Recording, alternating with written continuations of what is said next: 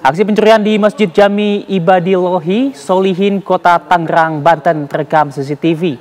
Pelaku nekat mencuri telepon genggam salah seorang jemaah yang tertidur usai sholat zuhur.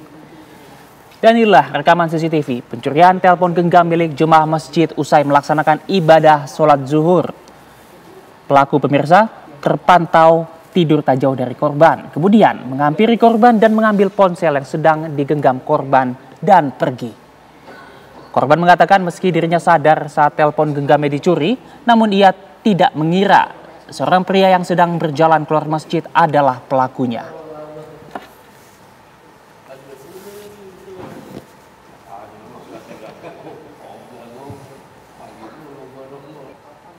Pemirsa, polisi tetapkan Herianto sebagai tersangka dalam kasus pembunuhan dan kekerasan seksual terhadap karyawati minimarket. Sementara 2 orang yang juga turut diamankan polisi saat ini masih berstatus saksi.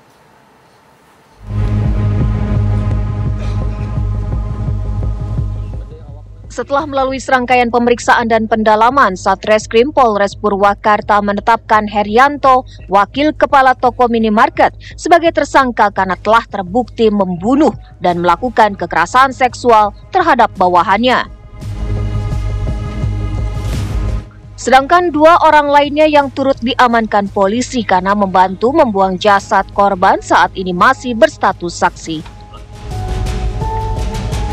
Polisi telah menyita dan menyegel mobil yang digunakan pelaku dan 2 rekannya saat membuang jasad korban.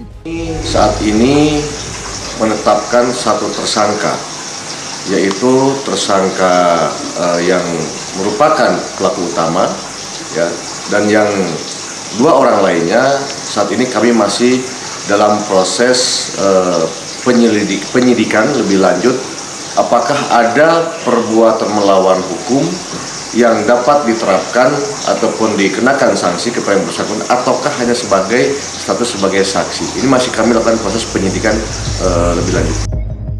Berdasarkan hasil olah TKP di rumah pelaku dan di lokasi pembuangan jasad korban, diketahui pelaku membunuh dan melakukan kekerasan seksual terhadap korban di rumahnya.